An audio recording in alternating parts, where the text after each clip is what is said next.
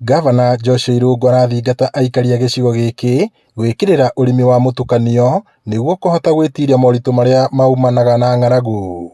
Oho no aramahinyĩrĩria bata wa kũhĩmbĩria mathomo marĩa makoretwo magĩthomithio megiĩ ũrĩa mangĩgacĩrithia ũrĩmi wao. Nĩ twagĩa na forum njega cia gũthomithia andũ aitũ na makĩria nĩgetha magakorwo matige gũkua matumbĩ mao na kĩondo kĩmwe, makĩria nĩgetha makorwo to mbembe tu marakũria no nĩ maratuĩka a gũkũria indo iria ingĩ maheaga nginya mbeca, wakorwo nĩ ta kahũa, wakorwo nĩ ta avocado, wakorwo nĩ ta macadamia, wakorwo nĩ ta macungwa marĩa thirikari ona ĩrarehera arĩmi magakorwo magĩkũria. Nĩ tũkoretwo na thĩna wa maĩ tondũ nĩ twanekĩrĩrwo maĩ ma mĩberethi, rĩngĩ na rĩngĩ ũgakora maĩ mau nĩ maga kũrĩhwo magatinio.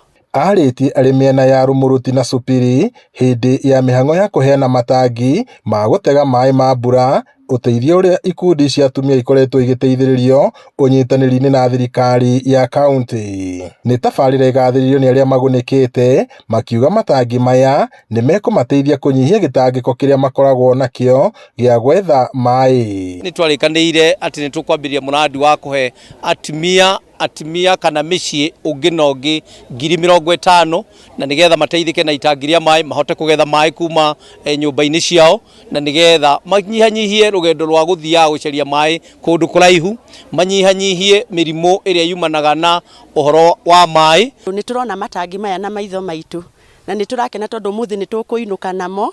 Nĩ gũkoretwo kwĩna ũmũ mũingĩ atĩ rĩrĩa tarĩ ũguo tũkuona matangi ngoro citũ no gũtuma tondũ tũthiaga tũgataha maĩ ma ndemu na kũrĩa kwenjetwo borehole, marima maya tũmetaga ma ndobori, nĩ haraihu.